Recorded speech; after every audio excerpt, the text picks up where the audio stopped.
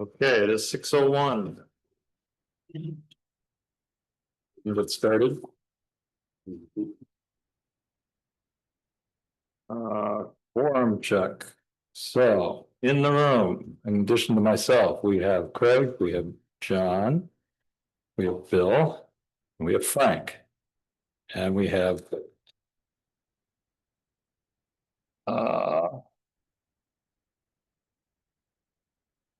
Brad's on Brad. Zoom. It looks like that's all I'm seeing. Chris did tell me he was out of town. He would try to join by Zoom, but wasn't sure if he would be able to. Good. Brad Zoom. Chris is not here.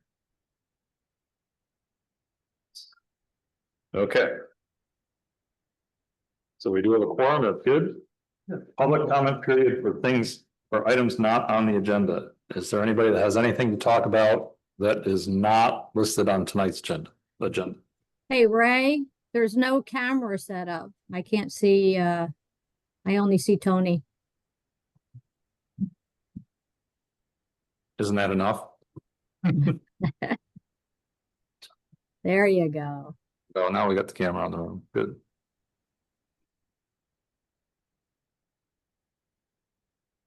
Okay. What count for items not on the agenda? I'm not hearing anything from anybody in the room. Anybody on Zoom? No. Is that for all of us, Tony, or just visitors? Do you have something that's not on the agenda? I do. Go ahead. I meant to bring it up last month and it escaped me, but I'd like to propose that for the June meeting, I assemble just a basic presentation on co-living and co-housing options. This is something that's been utilized in other municipalities, and I think while we're still talking about, well into the zoning rewrite, it's something worth our consideration. Sounds reasonable. Anybody have any comments on that? I think it sounds like a reasonable thing to, okay, we can put it on the agenda for next month. Thank you. Yep. Okay. Anything else? Okay, hearing nothing. 846, 848 Snyder Hill Road. This is a public hearing for preliminary plat. So this is a public hearing. We are starting the public hearing. Yep. Officially starting the public hearing now at 6:04. And let's have a presentation on what we're talking about. Yeah, so this is the sketch that you saw last month. They've come back with preliminary plat. There's no substantive changes. The sketch was pretty advanced when we saw it last month. So this is a lot up on Snyder Hill Road. We originally saw it several months ago as a planning board to approve putting a second dwelling on the lot.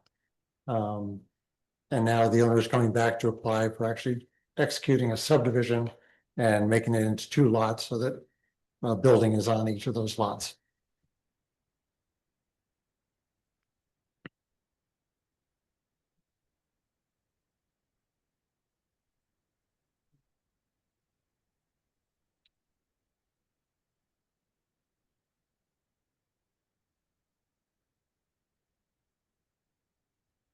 And that's what we have up there. And all right, this is the one that has the piece that goes way back behind. And if this were to advance, it would require 2 variances, one for the frontage and one for the lot size itself. Because since we're into the 5th lot now of that original parcel, we are into major subdivision rules. Major subdivision rules call for 2-acre minimum lot size. There is only 3 acres here.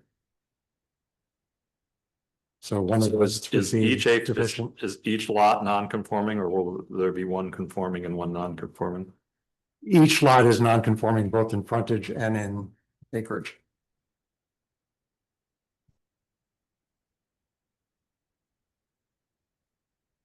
I'm just curious, I was wondering about this last time too, is the leach field is shown on the other property?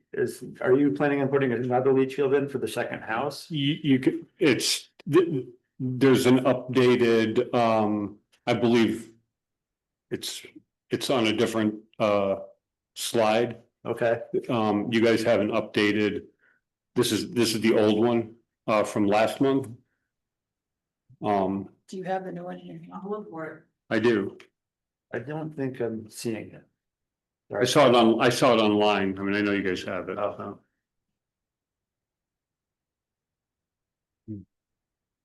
So there would be two leach fields. Yeah, There are. Yeah, it already exists. it already exists.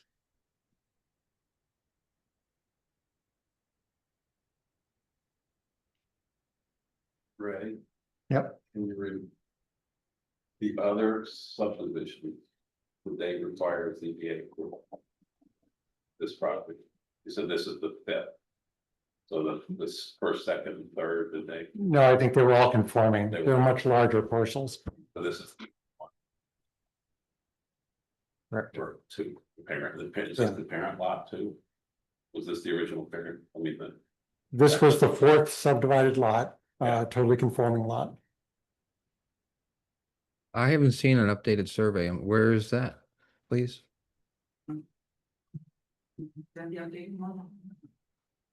No, No, we're looking for the one with leach field showing.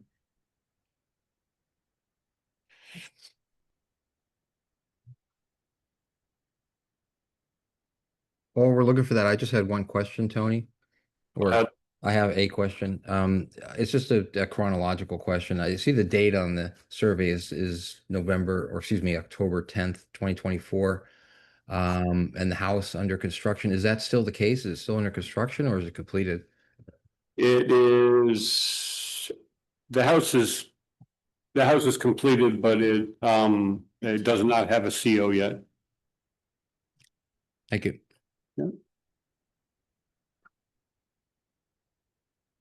Ray, I have a question.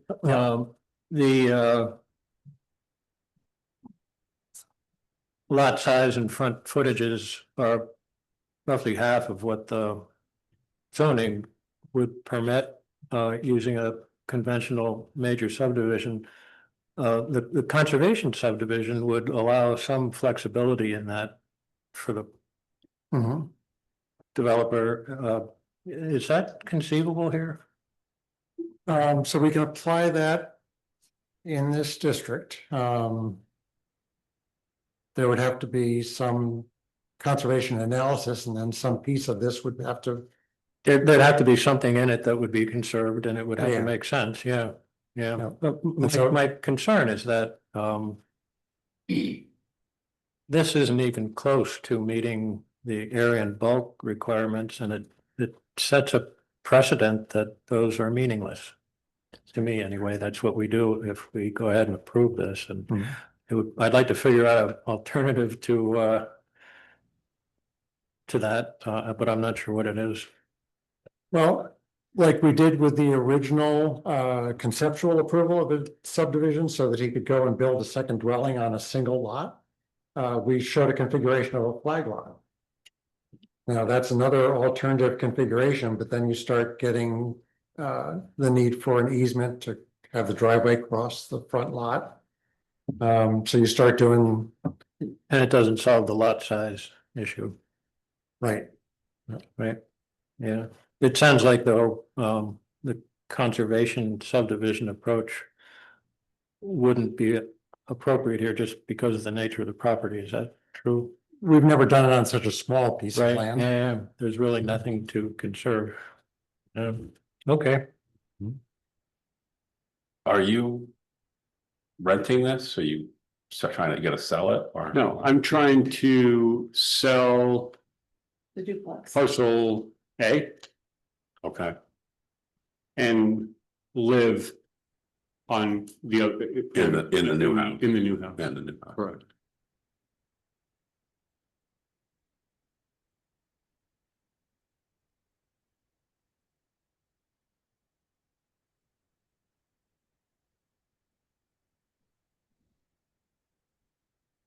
Just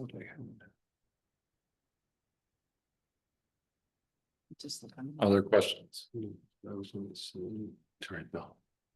Sorry, Bill.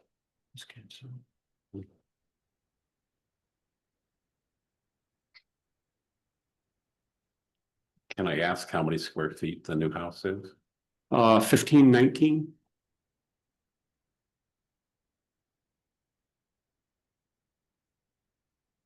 Two bedrooms, two beds.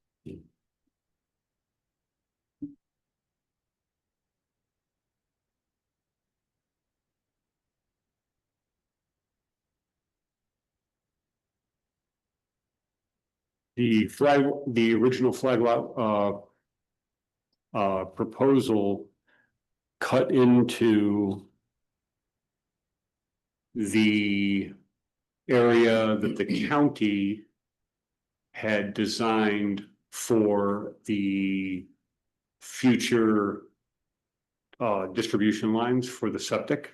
So that runs in that forward section towards the road. It's about 40 feet. Yeah, that's the one.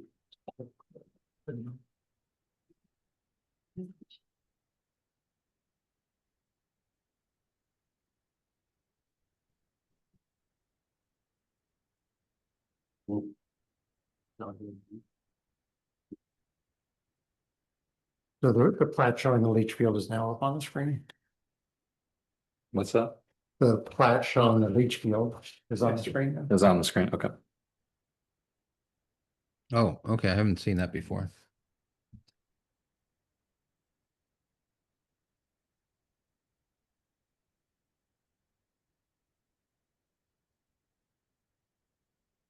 And I think I share your concern. It's definitely out of alignment with how the rest of that road is, and it is a pretty big variance and it's multiple. And I know you came before us to do the second house. I think that was when I first started, and I think we even asked about this. Just because it is out of character with the neighborhood around it. Why do you say? It's just the road frontage is being half by what is required. We're not I moving. got two houses, one parcel away from me.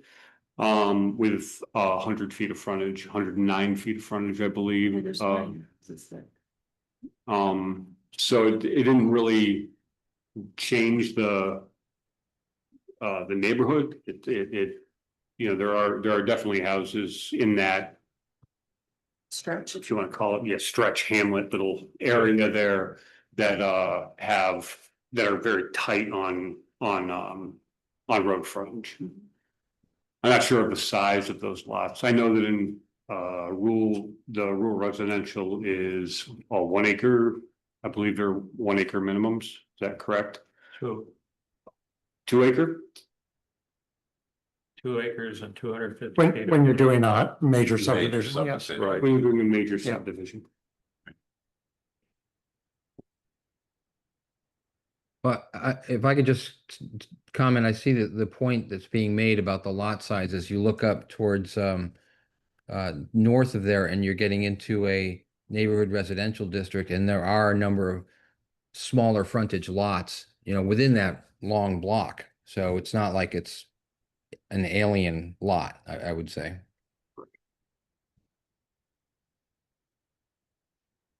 Yeah, there are some, I see. There's a whole cluster of them down near Sodom and that have pretty narrow frontages mixed in with larger frontages. So Is on the screen, the latest tax map that we have. It doesn't reflect some of the recent subdivisions, but that parcel 17 is the parent from which this came. So that's already been subdivided 4 times, and you can see the neighborhood around that. For my own curiosity, how is that? So is there a big part of lots of 17 that's in one lot now? Yeah, And how is that accessed? off of Sodom, I believe. Oh, that comes off Sodom Road, okay. So it has road frontage on Sodom. Sodom and Sherwood, Oh, and Sherwood. the Oh, road yeah, which yep, comes yep, down. yeah. Oh, yeah. And I Right. guess legally Nottingham also, Mhm. a little, Yeah, you yeah, know, yeah. 30 feet of it or so. And Snyder Hill, it has 50 feet on Snyder Hill between our lot and the one east or south, however you wanna, Okay. run that. So again, Ray, can we look at that big piece of property lot 17 and include that in the conservation subdivision analysis that would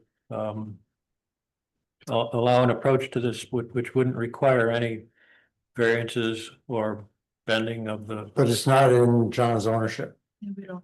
Oh, it's gone. He's on the deal, yeah, I see. Bought the lot, I got the original 17. Got it. Okay.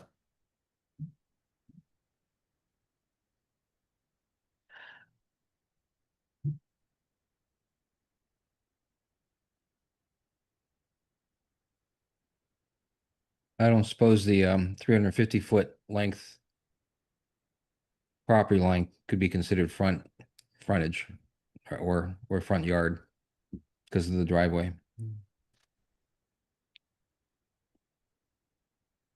What do you mean? Well, there's 123.86 on the east or the west facing frontage on Snyder Hill. Here, And then on the south face, it's 350 foot. Oh, There's no road there. There's oh, no, there isn't? no. Oh, I'm looking at the tax map. It looks like there is. Is it, Ray, is it 22.4? No, we're looking at, the tax map will show parcel 17, and that's the original parent from which this was made. See, I need. Yeah. So you've got it, you want to use your cursor? Okay, I'm looking at the wrong lot. Sorry. Yep. Okay. Sorry.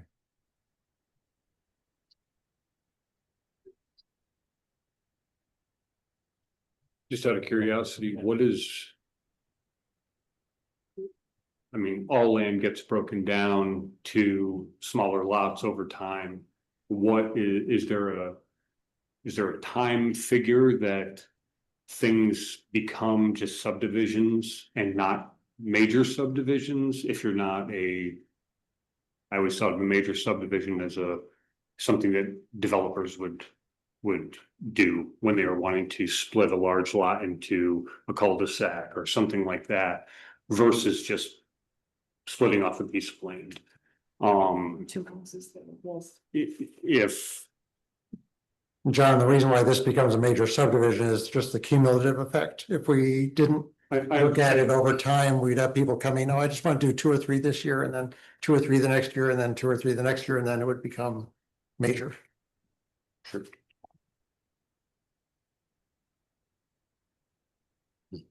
But I think even if it was a minor, the lot size and front footage would be the same, the requirement, wouldn't it? Yes, that's why the variance would be required. Right, so it doesn't matter whether it's a major or minor as far as the variance requirement. Minor would be 1 acre. right, but the lot size, so it'll only be one The variance. minor instead of the two. subdivision, the lot size is small. But the area, the road frontage. Road frontage is the same.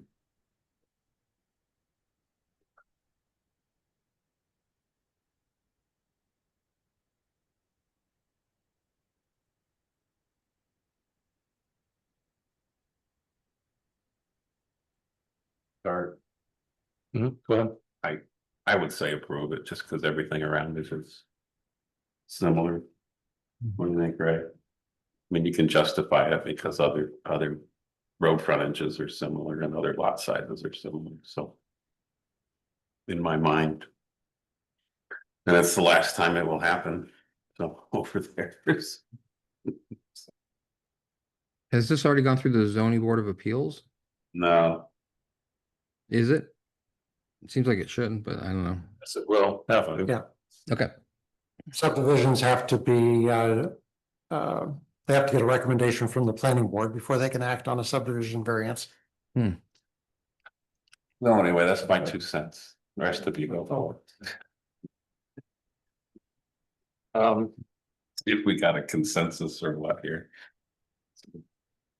Can you bring the one, because I think the one that's on the website is not the most recent, is that right? I'm not sure. I just pulled up the one from our shared drive. That's what's showing.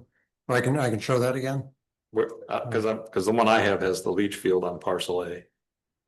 Yeah, the one I have is showing both, but lines have not changed, but yeah, each field appeared between the sketch and the final. Oh, that would help, thank you. Little kick. Okay, Oh, okay, that's better. Yep, Yep. I see. so the one on the screen is the current plat for review, Yeah, but the only thing changed is the presence of the leach field. right. So that box that says approximate location of leach field is for the other house, for the existing house. It's not there anymore. I only saw the old one on the website. Probably removed. Yeah, that should have been removed. Yeah, so this is where the new one is gonna be in the driveway. Part of this house and then this house. Okay, I get it. That looks better to me. I can see it there. I was in here too.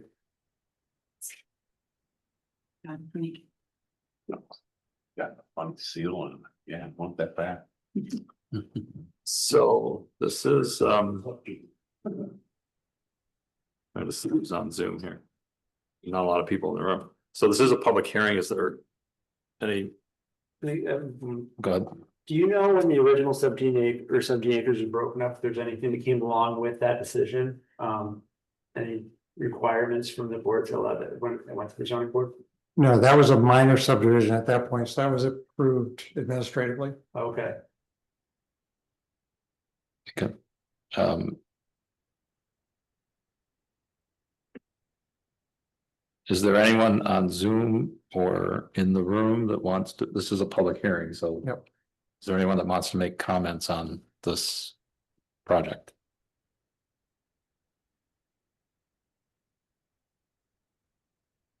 John. Yes. Just, I don't know if this makes a difference at all, but, the automatic signing on the application misspelled your last name. It left Okay. out the L in Finley, Okay. so I don't know if that could be a problem at some point, but. So we're John I don't Finley now. So.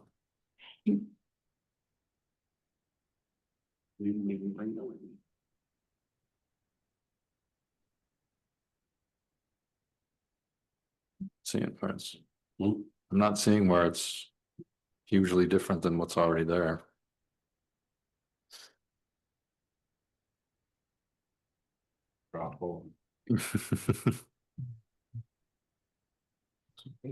What page do you see that on?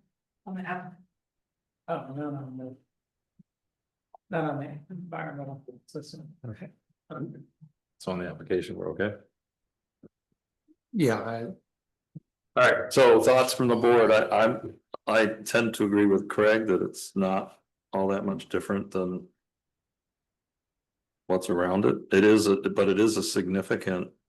It is a significant variance, it's significantly non-complying. That'll be up to the ZBA.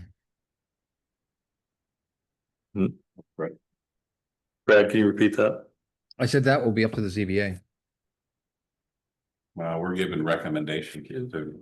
Yeah, I understand. I support it. I think it's fine. Did you start the house thinking you were gonna just. A house and a duplex? Originally, that's what I thought. Keep them together.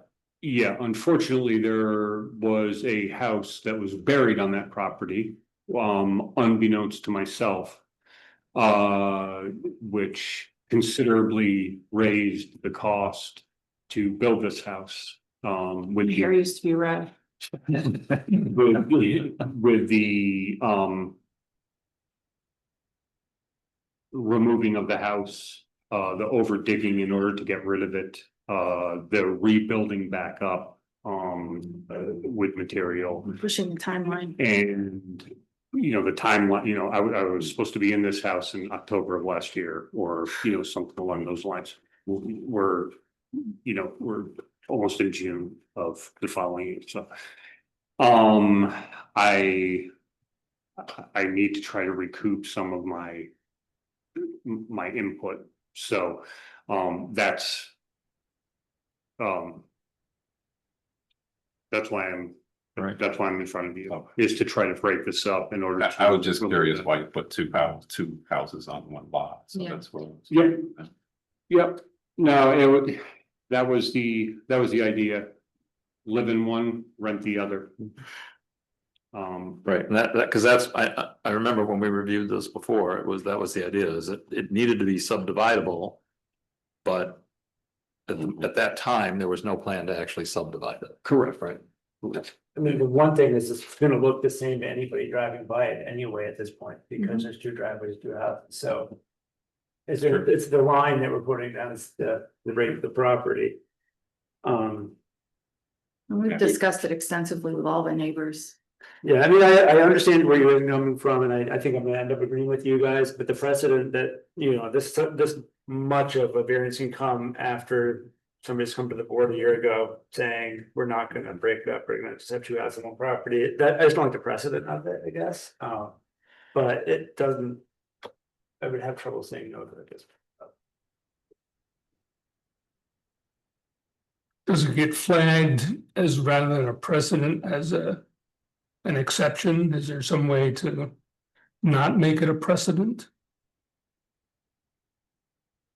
Going to ZBA, so. Yeah, people will always have the ability to research ZBA decisions, and I think some people would probably go to that. To find variances that were granted and how much of a variance was granted. It's all discoverable. ZBA is all about hardship, so. You gotta sort of prove a hardship too, and he certainly's got one valid point, so. So I don't know. John, thoughts?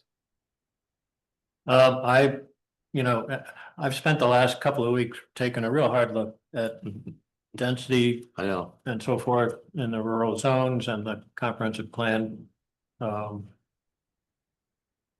Thing about preserving rural character, so I might have a bit of a different view of this than I did a month ago. I'm greatly concerned about the precedent we've set. The harder I look at development patterns in the town over the last 30-40 years, it's been an incremental filling in of the rural areas. And what's proposed here is exactly how that has happened.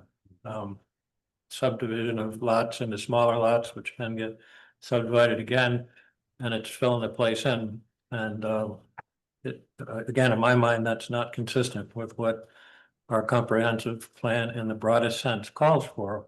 And so that's why I bring it up tonight. I understand that in this case, there are adjacent properties that, you know, have similar lot sizes and front footages, and I get that. But I also strongly feel about precedent setting things that this board has done since I've been on the board, which haven't really been consistent with the goals of the comprehensive plan. And that's why I take this position, and I fully understand, you know, the rest of you guys supporting it, and that's cool. That's the way boards work. But for me, I need to make a statement about this, that we need to change this. We need to change the way we look at subdivisions and support for proposals like this one, which are very substantially different than what is written into our code. So John, can I ask a question? Yeah. What's the option now? There are two homes on these, you know, proposed two properties. So is your suggestion that there be no lot line, no subdivision, just keep it as a single parcel? Yes, and then, and it, you know, it puts the owner in a position of renting the property rather than selling it, but it, you know, it doesn't mean that the property can't be used. Mm-hmm.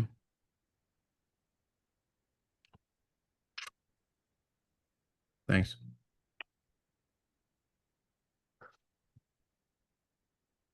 Well, Yep, Step up. so. You also have a seeker. Oh, that's true. Oh, that's your seeker Comes first, yeah. comes first, all right. Do I have a seeker form here somewhere? Oh, I'm gonna check there and Been checked already, yeah. Without something, well, I didn't check the form already. Draft, What's that? or just. So you have one that's a draft form already? Yeah. Checked it, okay. Yep. Okay, so let's do the seeker on this. I'll go ahead and put up that form one. We're doing part two, right? This is the short form. Sure.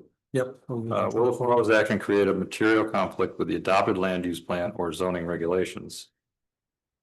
It's small. small, I mean, there is a conflict, yes, There's but a it's, conflict. but it's, Well, you can put large there, it doesn't. It's the only check box you're gonna check, for large, yeah. large.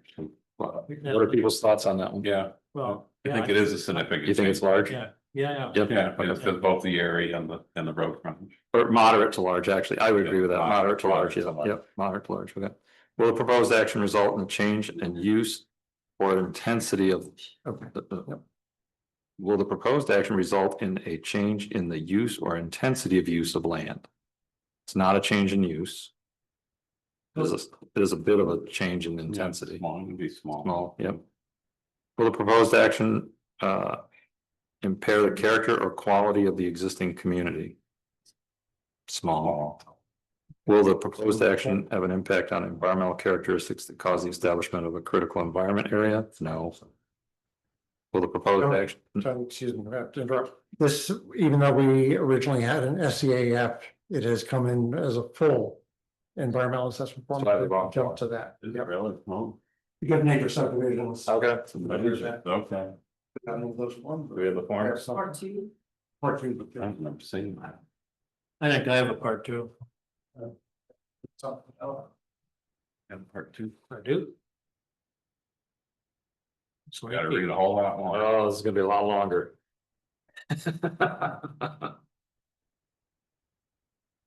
Yeah. Part two, all right, here we go, impact to land. So the way this one works, this is the long form, so we look at we look at the major section, and then if we answer yes to that part, then we have to go down through and do the individuals, right? Mhm. Okay. Impact on land, proposed action may involve construction on or physical alteration of land surface of the proposed site. Yes.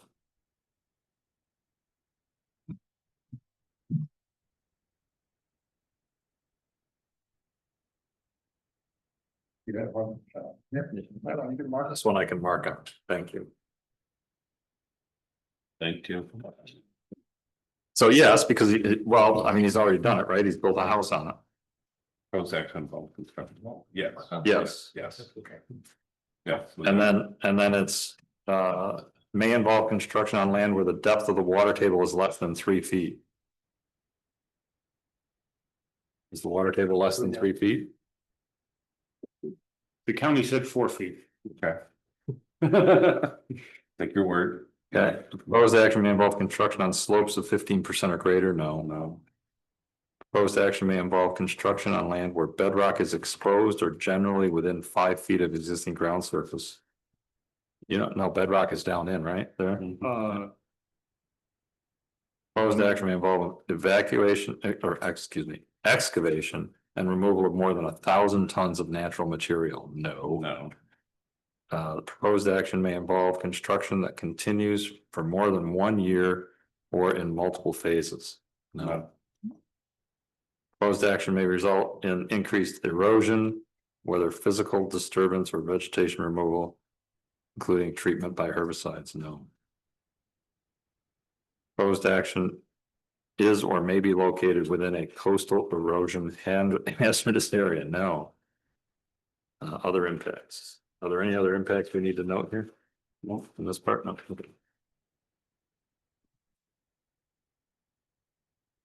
Been a while since we did one of these. Yeah. Impact on geological features. Proposed action may result in modification or destruction of, or inhibit access to any unique, unusual landforms on the site. Cliffs, dunes, minerals, fossils, caves, etc. No. Impacts on surface water. Proposed action may affect one or more wetlands or other surface water, streams, rivers, ponds, or lakes. Is there anything designated as a wetland or pond or stream on this project? No. Good. Impact to groundwater. Proposed action may result in new or additional use of groundwater or may have the potential to introduce contaminants into groundwater or an aquifer.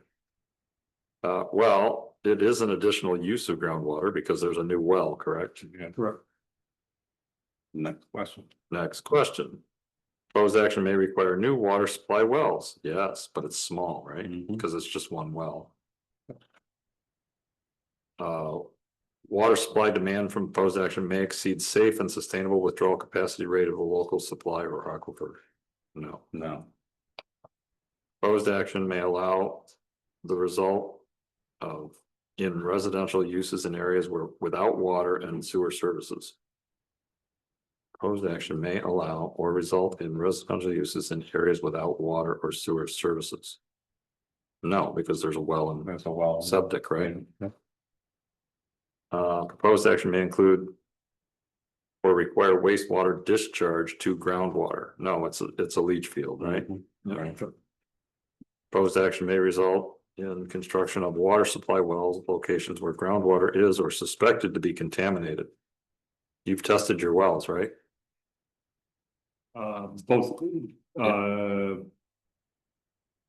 Both wells.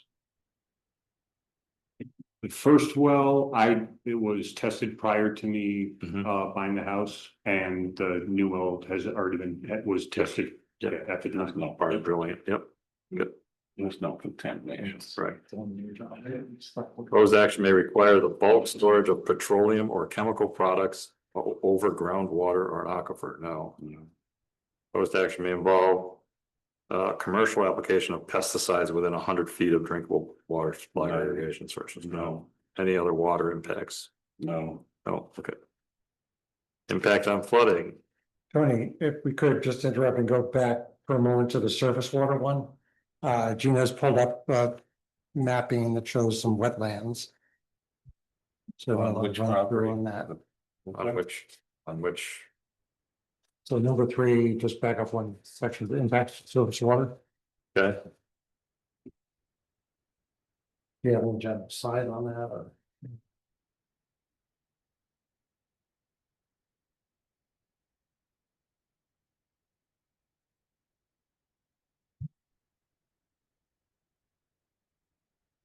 John, are you able to see, John Finley, are you able to see the wetland area and you can give some general idea of size?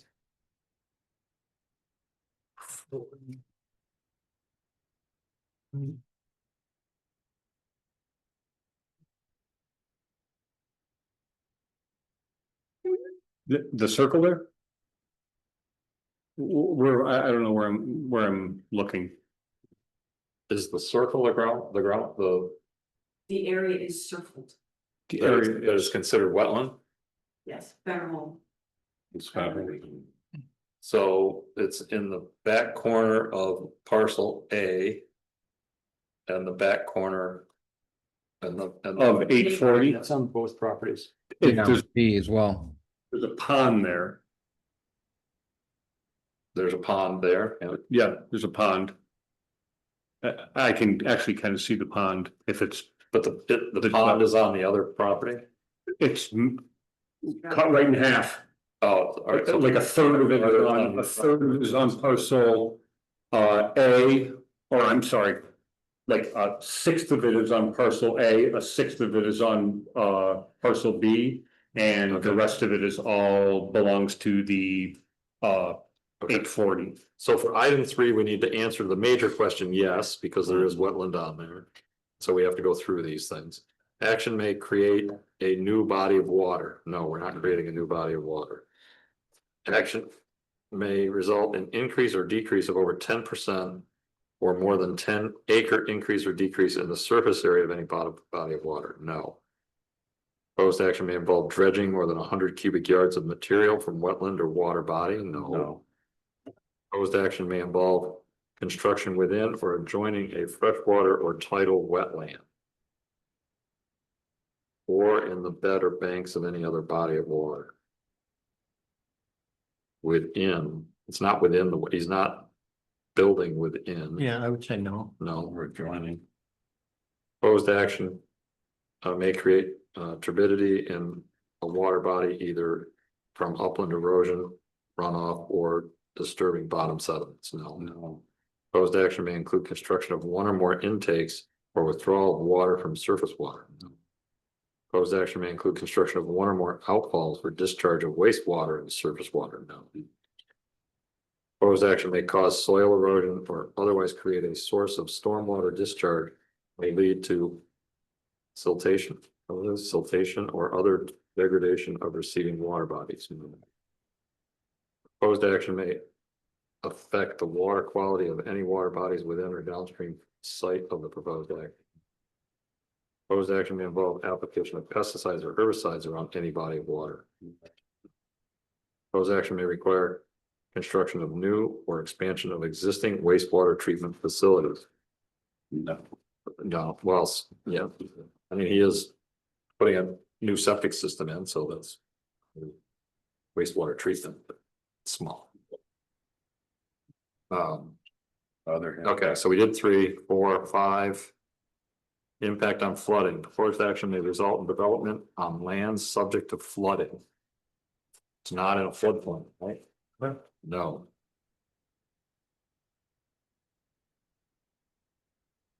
Impacts on air. Proposed action may include state regulated air emission source. No. Impacts on plants and animals. Proposed action may result in the loss of fauna. No, not really. No. Did it? Did it? So that's 7. 8, impacts on agricultural resources. The proposed action may impact agricultural resources. No, it's already been something.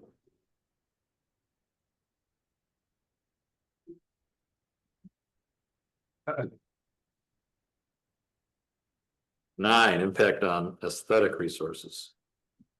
Land use proposed action are obviously different from or in sharp contrast to current land use patterns between the proposed project and scenic or aesthetic resources. No. Because it kind of blends in, it's kind of similar to what else is there, right?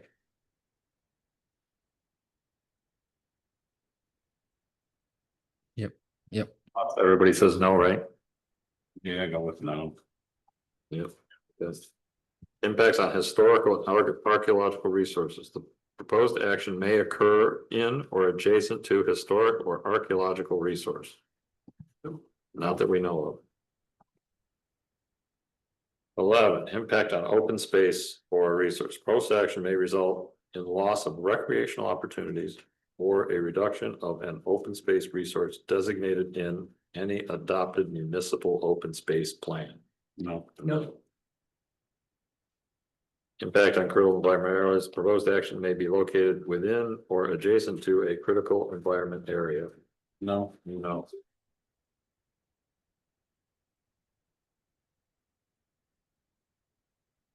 Loss of transportation. The proposed action may result in change of existing transportation systems. No. Impact on energy. The proposed action may cause an increase in the use of any form of energy. Well, it is an additional house. But this is the subdivision, not the construction of the house. That's true. Yeah, so it's no, right? Good point. Thank you. Impact on noise, order, a bit. Noise, odor, or light. I have to be able to read. The proposed action may result in an increase in noise, odors, or outdoor lighting. No, not really. Nope. No. Impact on human health. Proposed action may have an impact on human health from exposure to new or existing sources of contaminants. No.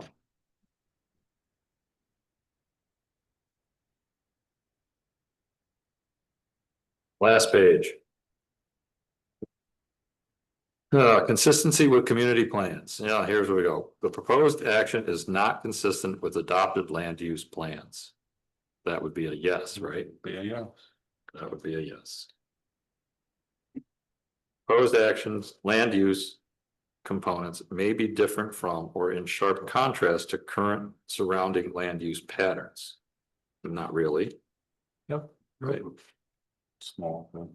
Proposed action will cause the permanent population of the city or town or village in which the project is located to grow by more than 5%. No. Proposed action is inconsistent with local land use plans or zoning regulations. It is non-conforming, right? But it's inconsistent with local, so we. so we would say moderate I there, would right? say moderate, yeah. Proposed action is inconsistent with any county plans or other regional land use plans. No. Proposed action may cause a change in density of development that is not supported by existing infrastructure or distant from existing infrastructure. No. No, Proposed action is located in an area characterized by low density development that will require new or expanded public infrastructure. No. Proposed action may introduce secondary development impacts, e.g. residential or commercial development not included in the proposed action. No. Any other impacts on that we want to mention on consistency with community plans? Really, the main thing is it doesn't conform to the zoning regulations. So you can put it down if you want. Well, we already said it up above in Yeah. item C. I mean, if you want to be detailed. Yeah.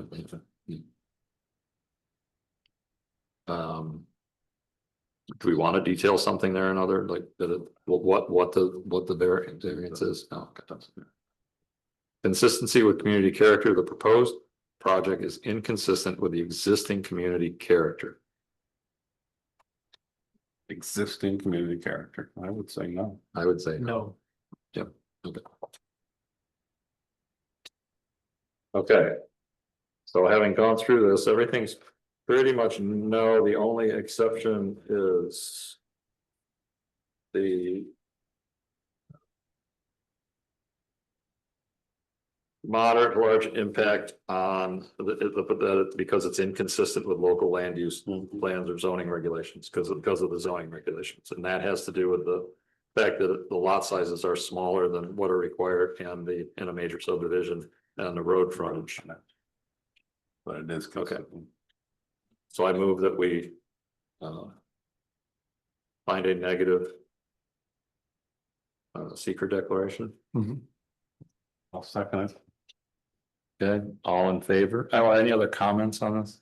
Okay, all in favor? Are we in favor of? The seeker, negative declaration on seeker. Okay. Yep, good. That was unanimous, I think, when I saw. Yep. Yep, Brad, okay. So seeker's out of the way. Big thing. Oh, well, thank you. All right.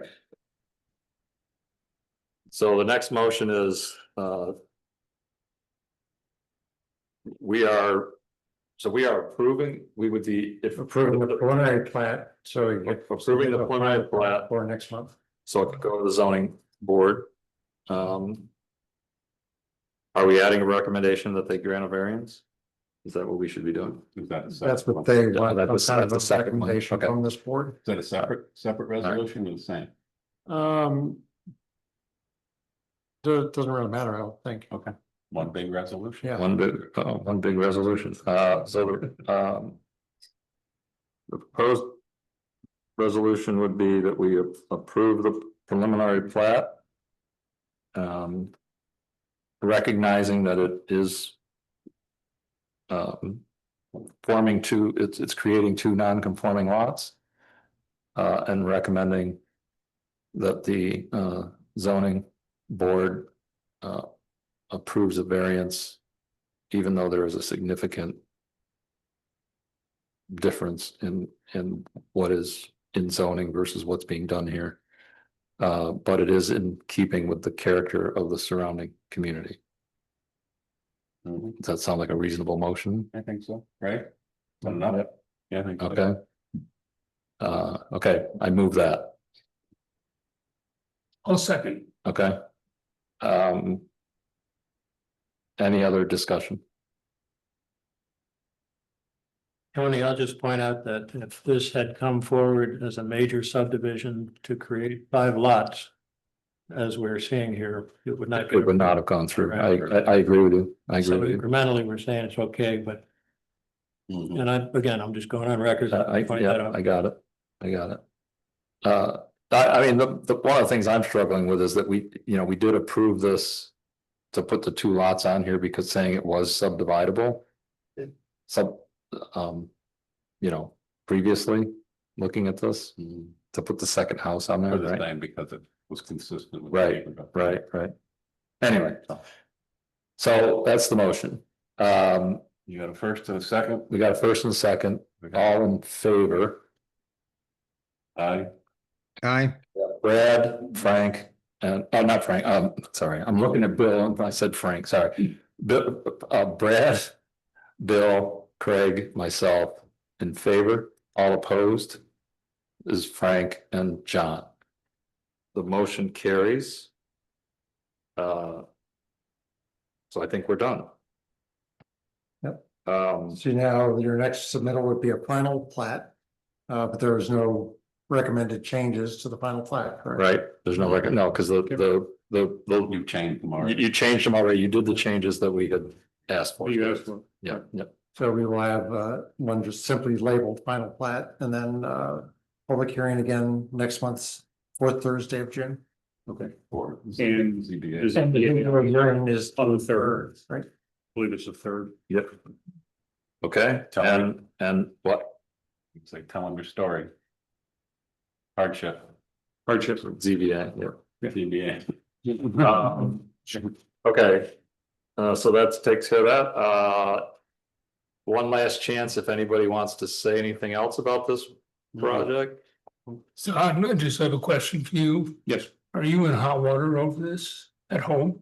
Oh, yeah. Yeah, okay, Go. Got the impression. yeah, Yep. yeah, We got good news tonight. yeah, okay. You should be happy for you. All right. So I will officially close the public hearing.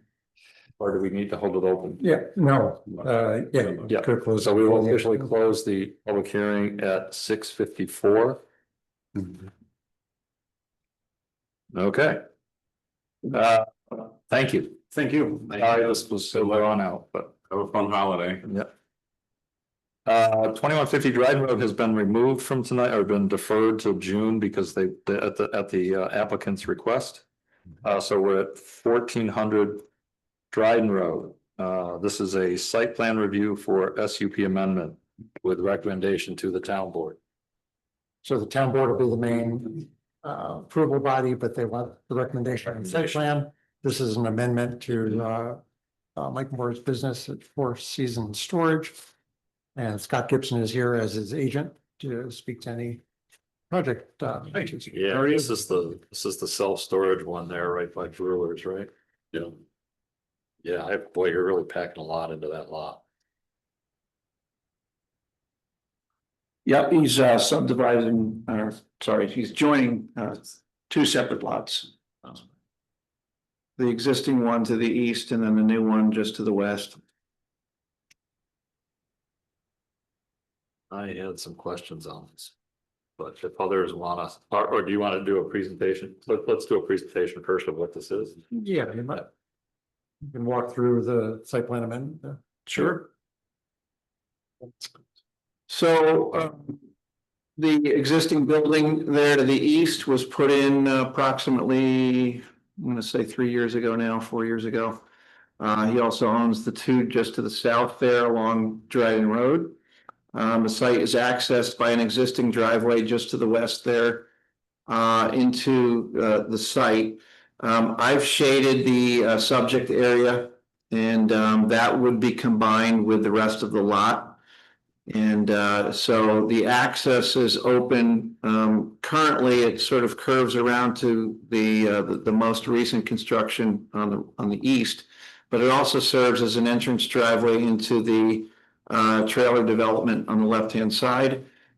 You will notice that there are several trailers that are on the property line. Mr. Moore has contacted the site owner and they are aware of the problem, but there is encroachment.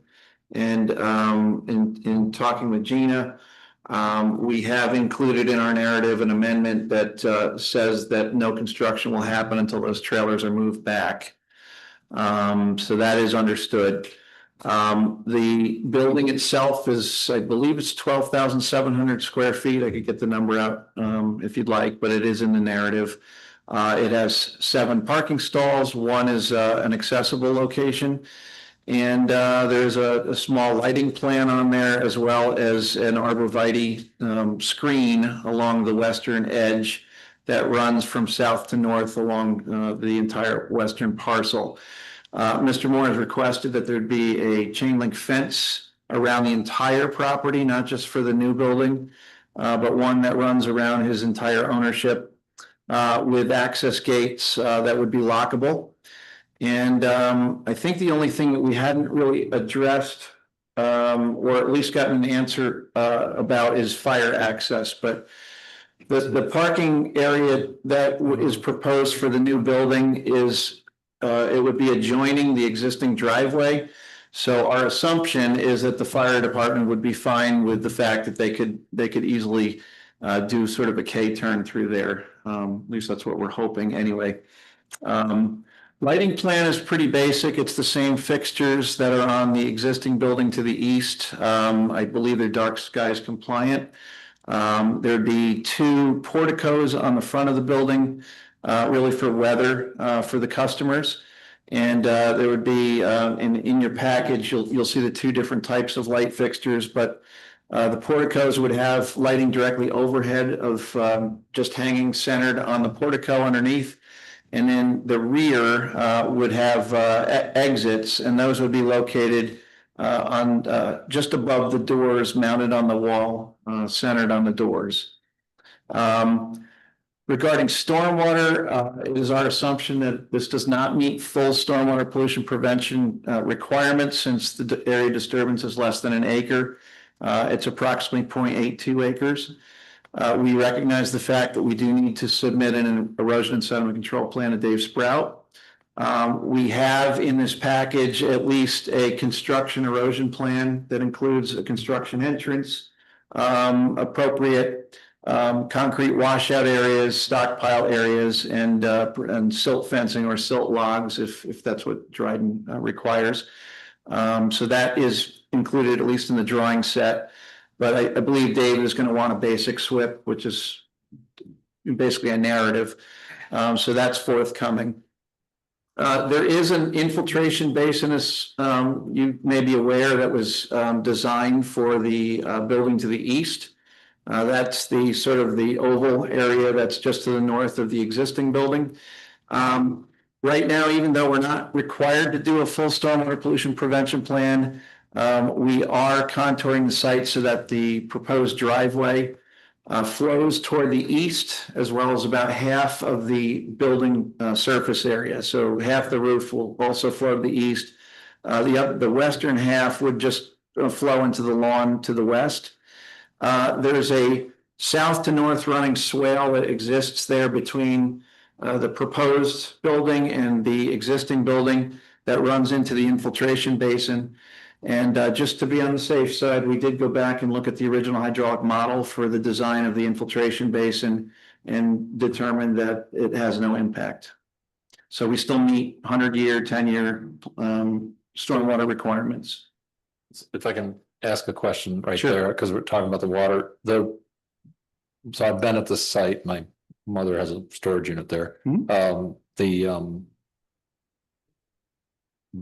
There is that swale that it's almost like a little creek that runs down right next to the driveway by the first 2 buildings, right? It's on the other side of the driveway. So where does that go from there? Are we talking about on the west there? Yeah, on the west side, there's a little gully there. Yep. Yeah, It curls off behind the trailer park, from what I understand. yeah, I'm looking at it, I'm looking at it on the Yep, aerial imagery and yeah, I can't see where it goes, cause it doesn't look like it flows into the trailer park kind of disappears behind it in the wooded area. in the wooded area, Yeah. okay. Yeah. Oh, it goes over there, I see it. I see it, yeah, so it goes down the other side, it goes to the west of those trailers. Yep, Correct. got it, Yep. okay, thank you. That's what I was trying to figure out is where I knew that was there and I was like, is this gonna flow, is that gonna flow right into this building? You know, it's like. Okay. All right, go ahead, I'm sorry, I didn't mean to. Oh, no, I'm kind of wrapping up here. It's an 82 unit storage building. Mr. Moore is not planning, basically, it's the same design as the other ones, just a different shape. So there's no potable water, there's no sanitary facilities. He's running a what we call sort of a standard single phase electric service in just to power mini splits in the lighting system. Off of the existing service that serves as other buildings. Other utilities, I can't think of any. I think that's pretty much the summary. I think at this point, he's planning to just make the parking area gravel. Although if you've been down there, you'll see it's asphalt drive into a gravel surface that serves the existing building. And I think he's just planning to do sort of a crusher run base for the new building to join that.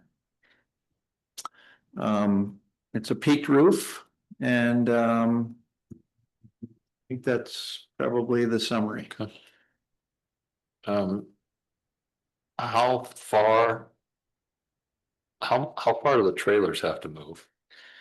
Well, we have a 3-foot setback requirement, I believe, and that's where our chain link fence is gonna be off the line 3 feet. And then the edge of the driveway, I think we've got it at 10 feet, and it's been a while since I've seen my own drawing, I apologize, but it's on there, there is a measurement on the drawing. And of course, I printed one out in black and white that's way too small for me to see. But in the large set, that measurement is there. So, So the trailers that are on, I'm looking at one of them, there's. Yeah. The trailers that are on this drawing are actually where they sit now. correct, Got it. correct, yeah. As I see, there's the one that clearly encroaches. Yep, there's actually the corner of 1, 2, 3. yeah, I would say 3 that are sitting right on the line. There's and then like- there's 2 that actually cross right over into it. Yeah. Yep. Yeah. His surveyor picked that up right away and he immediately contacted the park, I guess superintendent or the owner. And they're in full knowledge that they have to do something with them. Yeah, and I wonder where they're gonna go, because it looks like the driveways go right up to the other end of those. Yeah, and I don't pretend to know how they're fixed either. I didn't know they're on wheels or they could easily be pulled back or what. And it's not really your problem. Yeah. is it? They have to fix it. Are you you want them to meet setback, the trailers? I think they should. Certainly, I think that would be his intent, Mike Moore's intent. What would the setback be from that property line? 15 feet, 10 feet? In the mobile home park. Is that considered? Is that considered a back line or a sideline? It would be a side yard. Probably a sideline, I So think. that's 10 foot. That's 10 foot. 15 foot in this. 15? So that's. Yeah, so a couple of those trailers have to move quite a ways. So they'll basically take They're those all out. slabs. Yeah. Yeah. They're Well, all if flat. they move them, they'll have to put a slab on there, if they're not, Mhm. they'll have to bring. them Again, to not that standard. not their problem. But you're creating a hardship for the. True. Well, there are residents. We have to Yeah. be smart. Pardon me? There are residents, so. Oh, I know, you're creating a hardship for some of these people, because some of them probably, People. they probably own some of those buildings. Yeah. I mean, I can't speak for Mr. Moore and I can't speak for your code, but, you know, whether he'd be okay with them just moving off the property line, I don't know, but. Or Would you be okay with that? Well, I'm his representative and he's not gonna speak more. I mean, if that was my property, I'd probably want them where they're supposed to be. Would he be agreeable? I think if he was agreeable to move the ones that are. there's Sure, two of them that are sure, off the line sure. Completely, but the other ones that are real close, would he? Setback. Yeah, and I don't know how you would handle that with Mike, whether he would sign a waiver or I'm not sure how that would work. Or draw a new lot line, Yeah, yeah. that's what I would say, Yeah. take that foot. I mean, what would you do, Red? Drawing a little lot line around these? Well, move the two that are way off Mhm. and then the other ones maybe just take them in. Right, but they're not gonna meet the setback, they'd be right on the property line. But they're pre-existing, Yeah. they're pre-existing, right, non-conforming. True. The odds are there's no foundation under those things. They're- I doubt it. they're yeah. just- Question, sorry. And then when they got moved, then you could deal with, Mhm. I mean, he's a reasonable person. He is. I know he is. He is that. I know he is. Brad, were you gonna say something? Yeah, I just had a question. The trailers, I'm sorry if I missed it. What's their use right now? They're mobile homes. Single. So people live in them? Yes. Okay, just wanted to clarify that. Thank you. People live in them, Yeah. right? And it's so. Brad, we're discussing that maybe they moved the two that are way over. Yeah, I see the ones that are egregiously over the line, yeah. But the rest of them, maybe they could just draw a new lot line and But give it to the home or something. Does that involve like messing around with the septic connections and electrical and everything, or? Moved. You wouldn't, you probably wouldn't, they wouldn't be removed. I mean, honestly, there's a couple, I don't think there's space to move them at all until you driveway. if you look at the Right. actual It's area. a Yeah, we big- don't see what's happening on the other end of that. Those trailers are just like Yeah, broken lines there. Yeah, but if they stay close to the property line, you know, like the couple of these, they're gonna be 3 feet from they're gonna be 3 feet from a chain link. Scott, has this been purchased already? It's in Mr. Moore's He's, office? he has, purchasing red line. paperwork all drafted up. I know that Black ones. the sellers were pending everything on this meeting Okay. before they Which commit. ones are? Is the seller the mobile home park owner? It's only. I don't know. He says that. Yeah. So, I have a quick question. There's one. Sorry. Yeah. Yeah. Did you say these would be mounted or heated and cooled sets? Mini splits, So Yeah. electric? all electric, yes. Are they putting solar panels on these like the other, in the buildings have solar panels on? I don't believe that's the plan right now, but I mean, there's not a lot, but there Yeah. are some solar panels on that front building. Although this building really isn't oriented for solar panels. So the fence that surrounds it. Is that goes all the way to the street? yeah, he's proposing, if you go to I don't know if you have a Yeah. set of the plans, if you scroll the screen share up toward, so we can see the southern end a little bit. You'll see even a little more.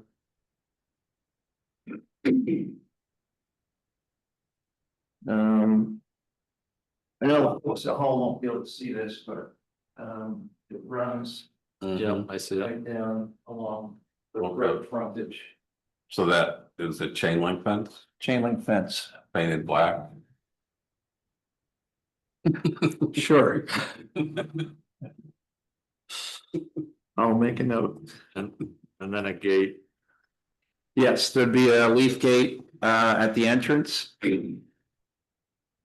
I think the ones that are visible from the road at least could be black, you know, in back, it probably doesn't matter. So just the frontage. The frontage and the sides that are exposed to 13 probably. Hmm. Is everybody cool with that? So this will be a fence basically. Looking just like the one across the street. Exactly.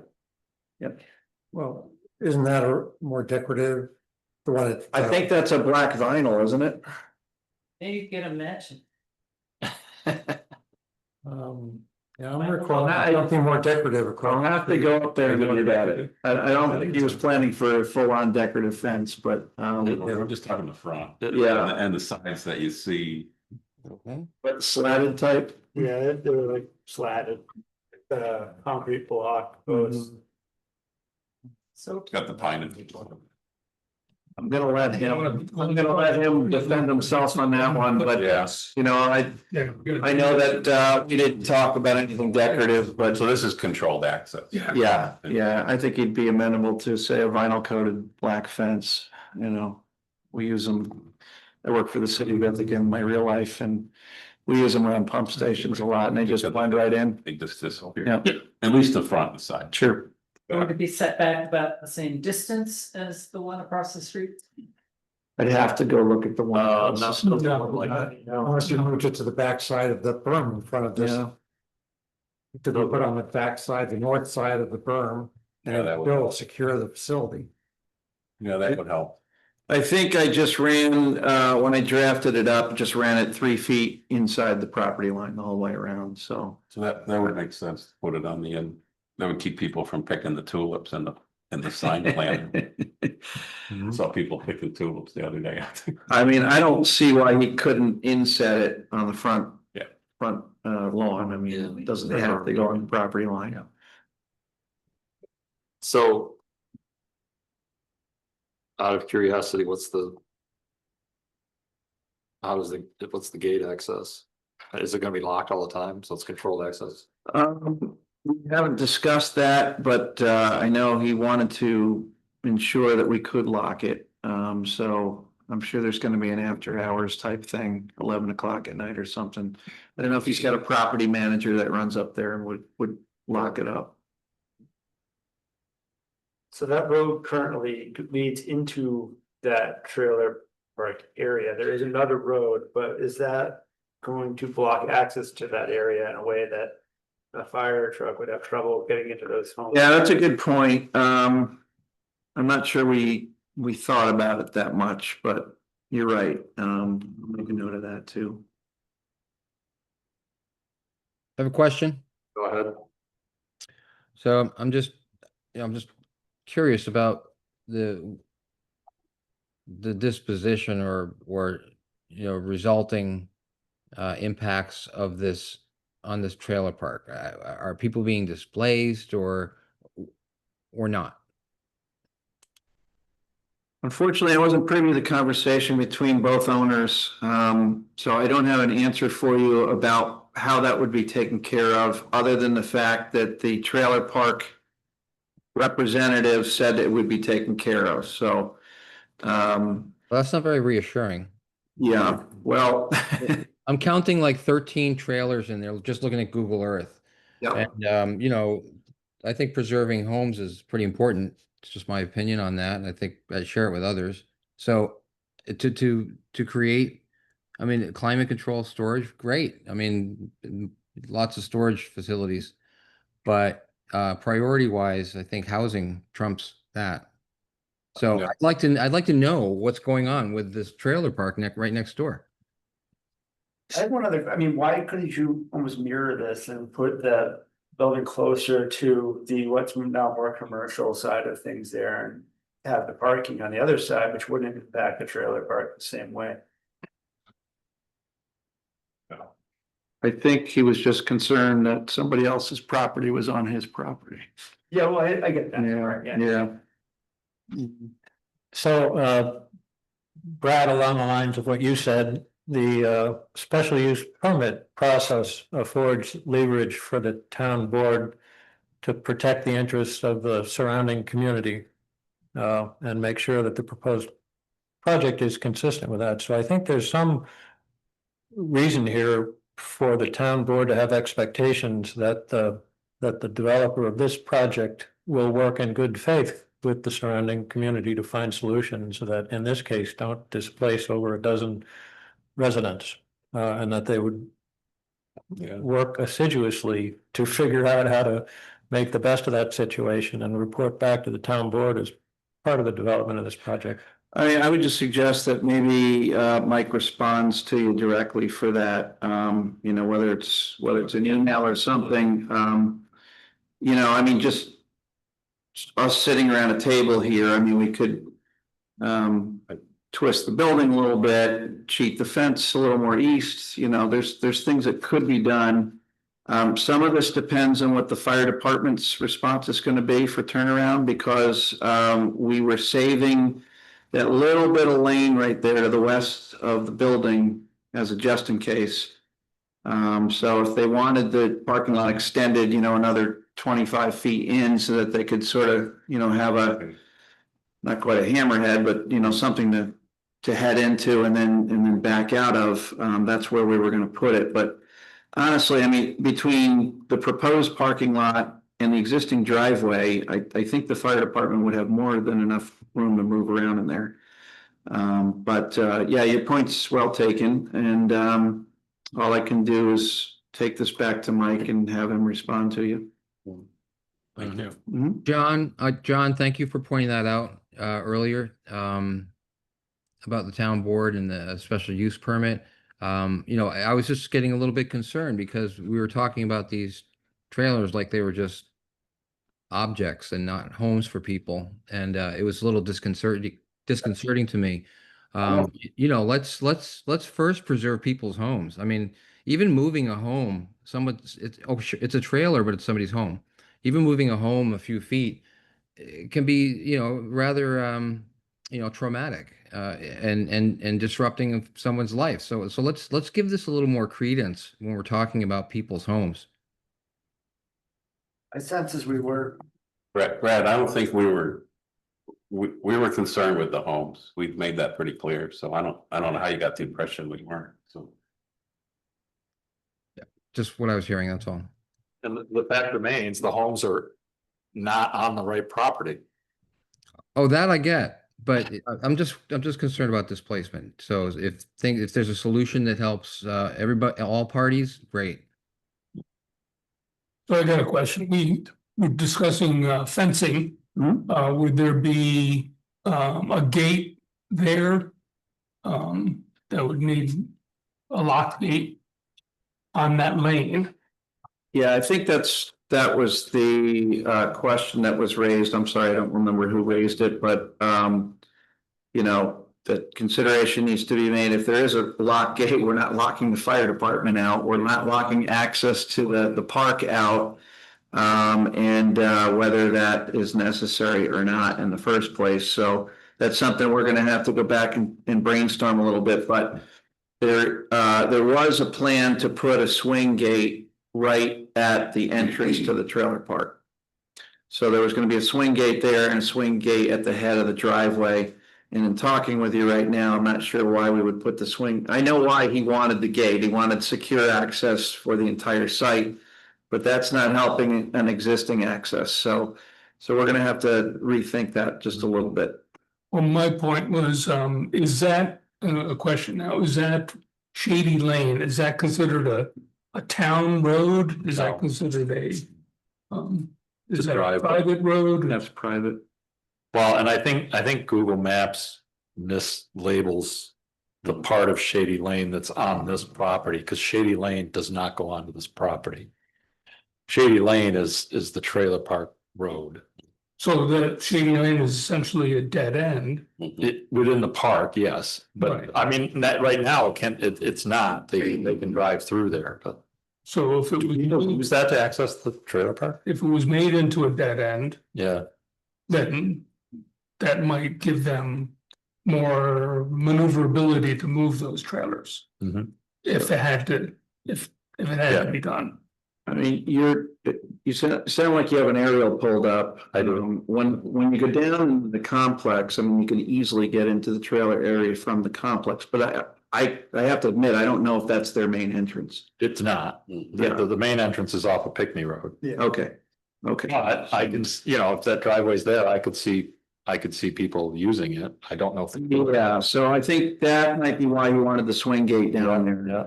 And I think that would then address the upper gate, the swing gate there, although, yeah, I mean, if there's a fire or something, well, again, this is City of Ithaca here. I know that when we lock our gates, they have a set of bolt cutters and we'll get right in. So So, this is Barna Fire District?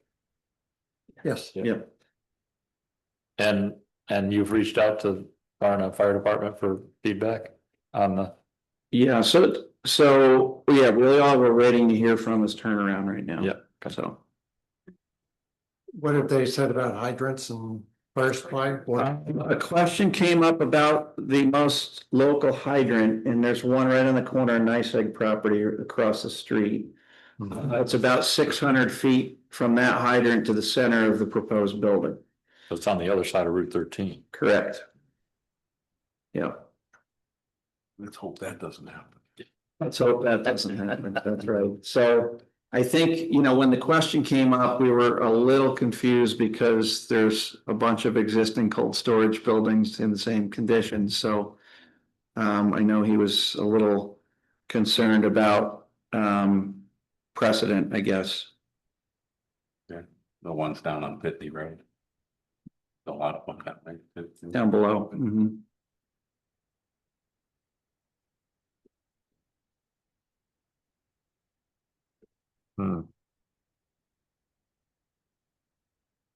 Other questions? I think we got. Is there, Answers? Do we want this? Do we want to review this one again or? When's this going to the town? The 19th is the public hearing before the town board. and we're not getting into any lot coverage problems here? No, if you notice on the first page, there's an inset up in the top right, and it covers lot coverage. Okay. So that when the lots are combined, there would be a total lot coverage of 51%, And you're allowed 60. and you're allowed 60. Yep.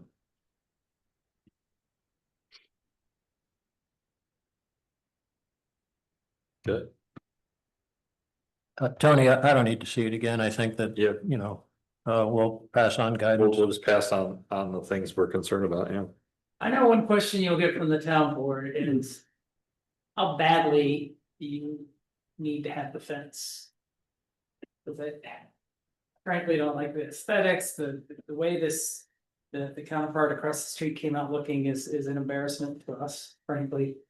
It's not, I think, what we ever expected to look like. I mean, it looks like a prison sort of thing. We were told there would be a berm and that you wouldn't see it so much from Mm. the road, and it does look a bit like a prison, and we get a lot of negative feedback about it. And that part of town is getting increasingly popular, even though Sure. the brewery right next door, which people love. And just having that fenced in look, I just think it's not desirable. Sure. And so, yeah, I know, I see that, I'm looking at a picture now, I see that, so you got self-storage up front, so people wanna be able to get right up to that. And the fence probably gives a sense of security, but is there a problem with security? Right, I guess would be my question.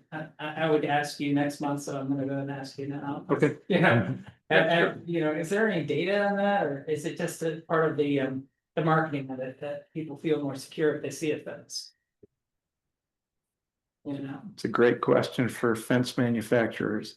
Then you need a fence. Yes. Yes. I know.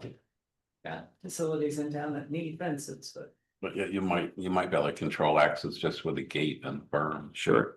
Sure. And some more planting. And certainly putting fencing around the backside of the property would not be visible. That's all pretty steep back there. Yeah. Too. I mean, you really have to. Well, the sides and back, it's really where it's visible is just gonna be on the side facing 13 and the Dollar. Well, that part that's up near the Dollar General, right? You'd see the fencing there. And if we gotta get that fence right along that trailer park line, that's the thing that moves the trailers. Well, Fence right now goes. no, I mean, the thing that moves the trailers is the fact that they're not on their property. Yeah, but they've also been. Yeah. They've also been there forever too. Yeah.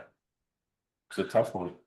Yeah, Legally, I'm sure, right, because they've been there and nobody's told them to get them on. right. Just because you. Is there any potential for negotiation between the property owners? right. So that's what we said, maybe move the one that's really over the line and then do a lot line, maybe. see them inside the property a little bit. I think there's encroachment agreements and legal instruments that could be made That's to what I'm, leave them in place, Yeah. or lot line adjustment. It's like one is really over the line, long line. There's one that's a little. There's a couple that catch the corner, Corner. but one is clearly over the line. But I think they'd be grandfathered, wouldn't they, right? Who owned the property before? I don't have the ownership history. But it wasn't the park owner, didn't know. I'm assuming not, because you could have an easy remedy to this, but that would be one thing to query, is who is the seller? Mhm. And if it is the mobile home park owner, then this could be done before transaction. Right.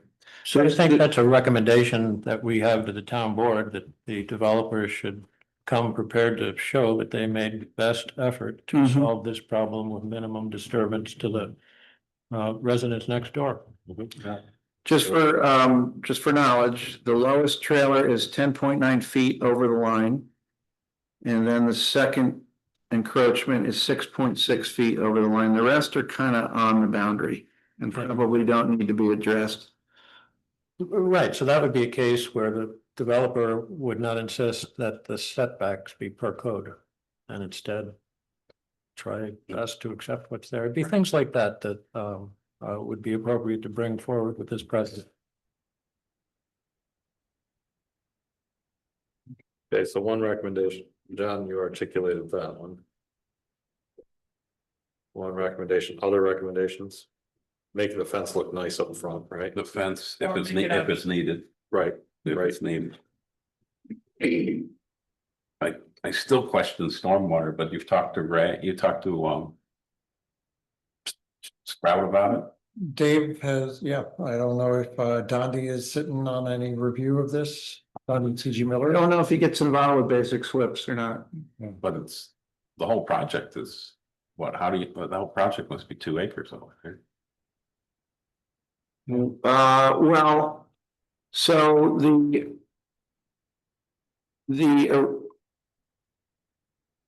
you mean you mean the entire site? Oh, yeah, well, it is. So the original one was a full SWIP. Right. So really what we're doing is we're expanding the original SWIP and we're sending most of the site into the infiltration basin. Hopefully it's large enough to do that. Yeah, it is. Okay. Yeah, yep. Yeah, because that was a difficult SWIP to put in, especially for clean out. Right, right. Yep. I remember that. I remember it's steep over Yeah, there. it's steep, very gravelly soils. I did the infiltration checks on it and we couldn't fill the wells with water. They just disappeared. Good. And it's just all gravel outwash. Yeah, that makes sense down the bottom of the hill. Yeah. Yeah. What else do we got? Recommendations? So the recommendations I have are the one that John articulated, which is about, best effort to resolve the situation with minimum destruction, or minimum Just impact. impact, yeah, good. In fact, I have a question for them. I imagine there's data that shows there's a demand for more self-storage. From what I understand, he's trying to drive them away with a stick. It seems overwhelming to me that so many people are utilizing the capacity that is already I mean, existing. Personal anecdote, I'm mid-50s, I'm thinking retirement in a couple of years, and what do I do with my stuff if I downsize to get rid of it? My parents are elderly, they have a smaller house, their basement is stuffed with things, and we say, what in the world are we gonna do with all this? And we're looking for a cold storage in Northwest New Jersey right now for the same reason. And I just think there's no shortage of it. yeah. $100 a month, $200. I don't know what Mike charges, but that's the quotes I'm getting for a little locker, 8x8 or something, Yeah. So there's that one, the recommendation about the fence. What is our recommendation on the fencing? Either is it that it be Behind the berm, behind the berm and black on the front black and the sides that. and the sides that are visible? Visible with Route 13. Okay. I was considering no fencing as well. That'd be you guys, yeah, Yeah. or no fencing with You a, can- no you can fencing do with that. a gate, be the other Yeah, one. yeah. So I can't get a yes from you yet. Hard to say no, I mean. Leave the heavy lifting to the town. Yeah, I understand that, the fence, I mean, I actually. I do understand the Yeah, fence, I yeah. understand. Personally, I just had my storage unit open and all my stuff taken, so it does happen. Somebody broke in? Yeah. Yeah. Cool. Really? Yeah, that was another place. Was it fenced in? No. Sorry to hurt you. That's good information. Yeah, That's a the data fencing- point. yeah, the fencing is could be as intrusive as possible, so it's doable over there. Yeah, I think, I think, right, making the fencing Pretty it up. on the visible sides Make it towards Route 13. Yeah. that- on the other that- side of the burn, yeah. Yeah, they take into consider aesthetics and all The that. burn. I mean, there are other ways, noticeable security and stuff, Right, it's just that it right. doesn't happen, Yeah. you know, scares people off as well. And I can, you know, my grandson stored stuff for the summer while he was in, he goes to college in Clarkson, stored stuff for the summer while he was gone. Got broken into Yeah. this summer, yeah. Huh. I think it's in. This was up in Clarkson, but Uh-oh, in Potsdam, but. are these testimonies to? And that was fenced in, but they left the gates open all the time. They never closed the gates. It was fenced in, but they never closed the gates. Anyway. Okay, so that's it. And work out something with the trailer. And the recommendations on that. Are there other recommendations we have on this? No, you're not changing signing or anything like that? Signage, yep, good. He's already said it's gonna be all electric and all that, so we don't think we need to address anything there. Okay, I think that's good. so I move we, You want a resolution?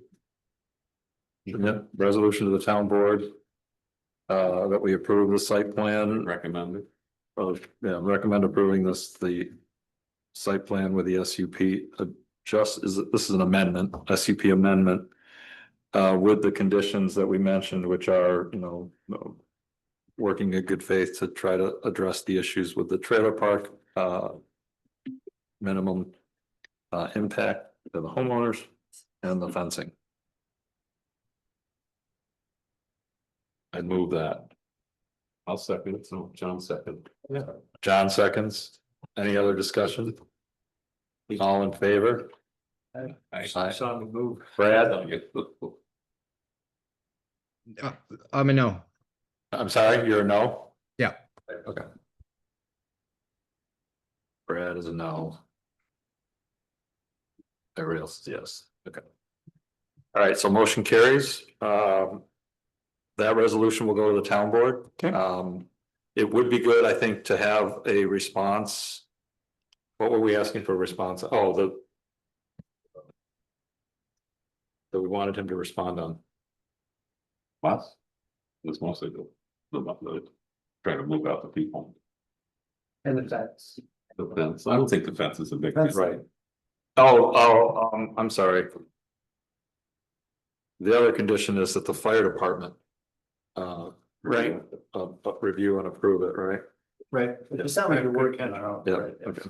Review the fire. That the fire department signs off on the fire access and all that, that's. That's, you know, I just wanna make sure that, you know, I wanna make sure it's really clear that we would like to see a really good faith effort to work with the trailers. Right. You know, I'm not saying yes, and I really feel like they, you know. That's what we were asking for. I understand. I think that when he goes to the town board, that's what he wants to see, that response, I think, is when it goes to the town board. Yeah, Push them on that. yeah, too, so. that would be good. Okay. And town board is June 19th, that is? When's this going to the town board? June 19th. 19th, yep. Okay. Thank you. Thank you. On that, thank you. Vote. We'll vote. Yeah, we voted. You moved. The only change I made after we voted is, and we had talked about it, is the fire department piece. Friendly Yeah. amendment. Yeah. Friendly amendment, there you go. Zoning rewrite, so there's a couple discussions here. John, you wanted to talk about a couple things, I'll let you. Yeah, so I'll save the website discussion for last and just give you an overview of what I'm planning to bring to the ZAG meeting, June 5th, I think it is. So For starters, guys, I've been spending a lot of time on this, and I woke up the other night and I was thinking, oh, I have committed the cardinal sin of the project manager and let the scope slip way beyond what the original program was. Originally, we said that we were gonna do phase one, low hanging fruit, and learn how to do an update and focus primarily on housing. And over the last 2 or 3 weeks, little pieces that were in my project plan turned into gigantic pieces, and one of them was to make a simple change to the subdivision ordinance, which would make conservation subdivisions either optional everywhere or required everywhere. Well, the more I worked on that, and Nan sent me a whole bunch of new language on how conservation subdivisions should be written. It's not that simple. And so it, in my mind, was not possible to have a tiny little touch on Article 240 subdivisions. So I'm going to recommend at our meeting next month that we not touch Article 240 subdivisions, and we put that in phase 2. And then the other one was that in the discussion of trying to figure out how we could reduce lot sizes and make residential construction more affordable, Nan put I think it was a single sentence there that said, by the way, your lot sizes in your rural zones are set up so that in the limit, you could have 1 acre properties everywhere. And that's not consistent with your comprehensive plan. And she recommended an approach where you set a density limit, say, on a lot that you need to assign 3 acres per lot. Individual lots could be an acre, but that would be the density. And I thought, well, that sounds simple. Let's do that. And, agricultural, rural, residential. Well, it turned out that that's also not an easy thing to do. And in fact, the first thing I think you would want to do is produce data on development patterns that have happened in the past years, subdivisions and things like that. And the data collection effort isn't a simple thing.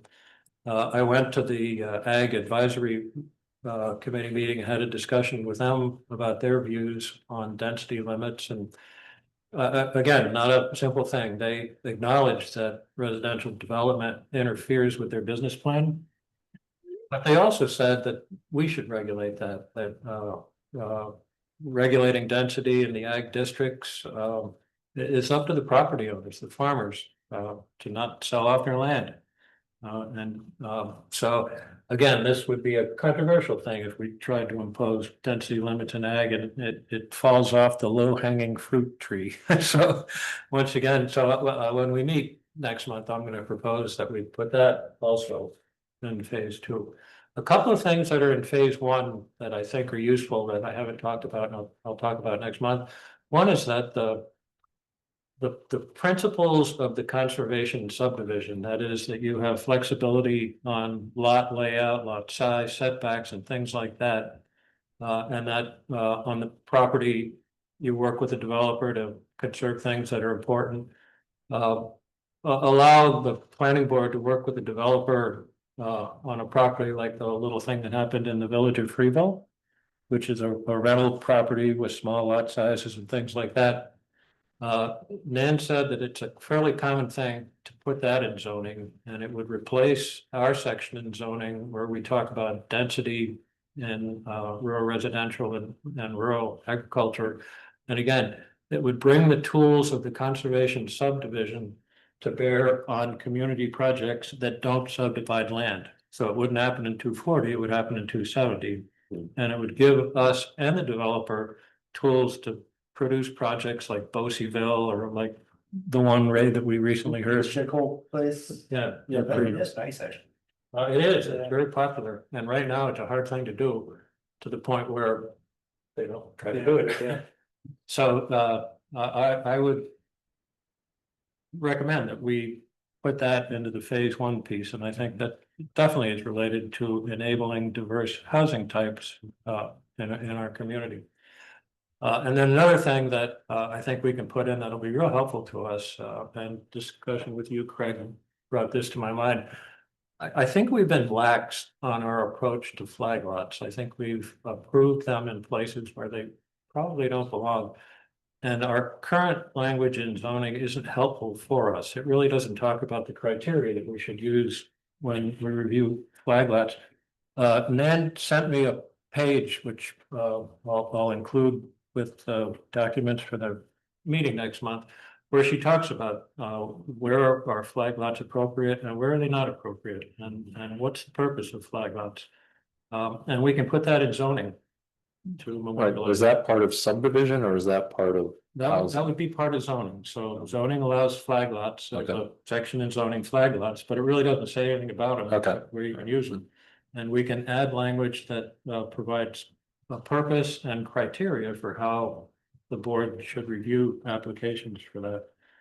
And I think that's an easy thing for us to do. So I was going to bring those forward.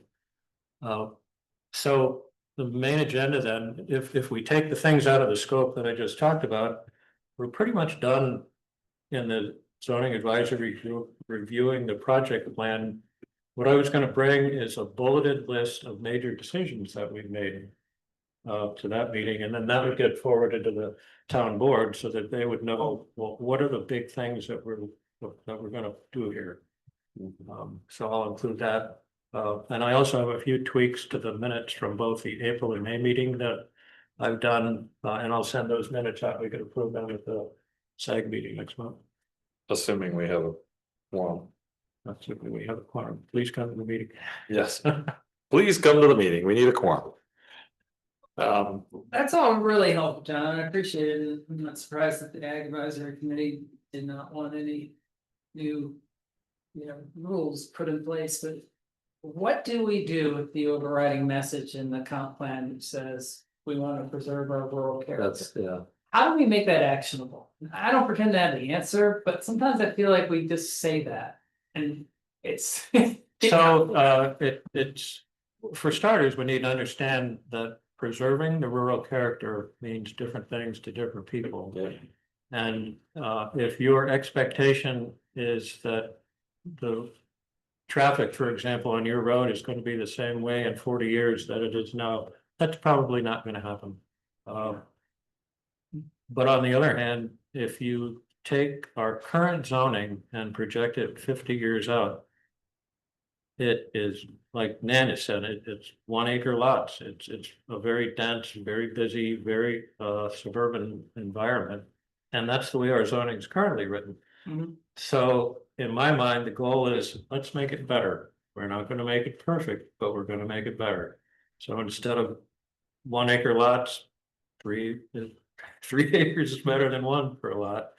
How far can we push it is the question. And as Nan has pointed out multiple times, that's a political question. Well, but they also, one of the things we talked about though was instead of using lot size, using density. Right. That was that whole density. Yeah, discussion. so as an example, if we said that it would be 3 acres per lot, somebody with a 10-acre property would be able to make 3 lots. The lots could be 1 acre. Worried about, let's make them affordable, but there could only be 3 of them on a 10-acre property. It'd be three dwellings per, it was dwellings per acre. That's You're right. Yeah, it was Yeah. dwellings per, so essentially you say, rather than saying you need a 3 acre or 4 acre or 5 acre minimum lot size. You say you can have, I think she used the example of what, 10 dwellings per 100 acres or something along those lines was the example she used. Well, that would be 10 acres instead of 3. Well. But I think the example she used was they averaged 10 acres, but you could put.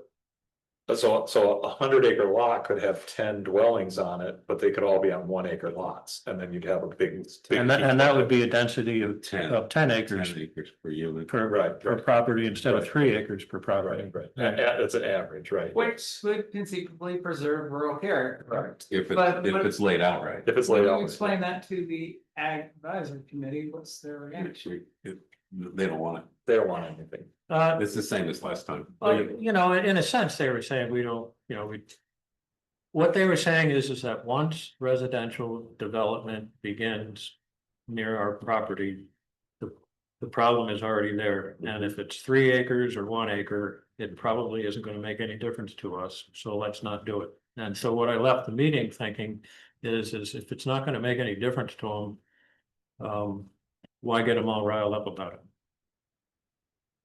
Frankly, it's the way I left it. And you know, I think the farmers are the folks who really need to be responsible and care for the character of the rural agricultural lands in town. The farming community is pretty healthy, the big farms, and we've got a lot of big farmland, so I was thinking the threat there isn't quite the same, for example, as in conservation, But it's still there. but it's still there. But the smaller farms. Yeah, and again, Dan, it's a political issue. Yeah. You know, I think the planning board could easily recommend, yeah, let's make it 10 acres. But again, it just goes back to. You know, I think we're in trouble now, flag lots and the small subdivision, Yes, because that's all we're doing. You know, and we've done 5 conservation subdivisions in 10 years or whatever, you know, so and no major, right? Subdivisions, so Mill Creek. Mill Creek, yeah, but so you see where the problem is, where that, all that, so if you put some controls on that, maybe bring that. Everybody can, no minor subdivision, bring it down to maybe you're allowed one, you're allowed once, bottom out of right.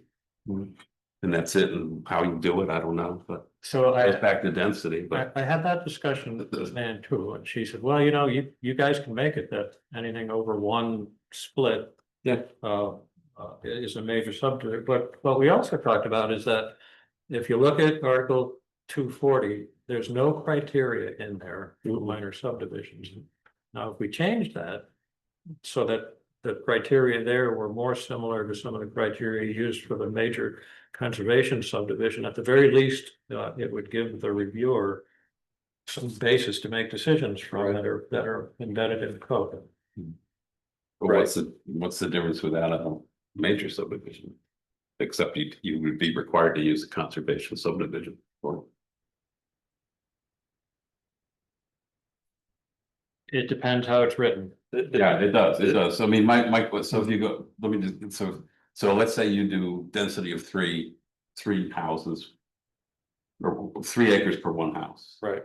And you got, it goes back to road frontage again, so they're talking about bringing the road frontage back to 125, then she said, reduce the road frontage. He did say reduce the road, she felt our road frontage is too big. So if you had 500 feet of road frontage and you found a 500 by 1,000 foot piece of property, you could chunk 4 houses on it. 125 by 1,000 feet deep. I mean, how's that preserving the rural character? And that's a minor subdivision.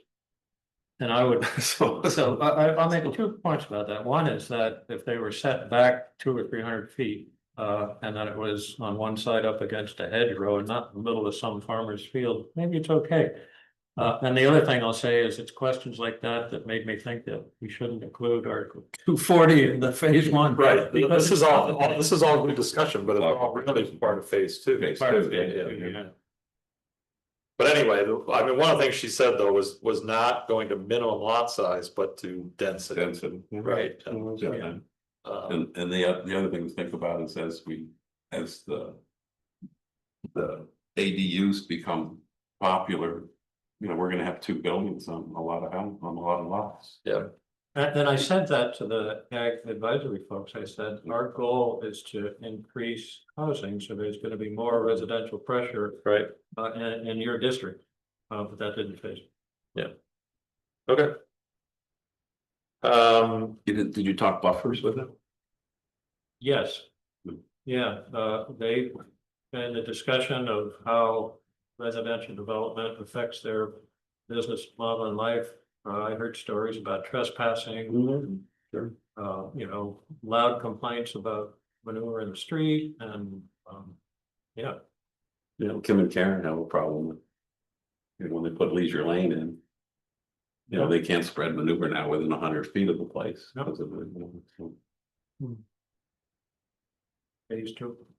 And they get people that walk their fields and you know, they treat it like their property. I heard all about it. Yeah, I bet you did. I've heard it for years. They spread in the field behind my house, why can't they spread within 100 feet of Leisure Lane? Well, you gotta complain to DEC.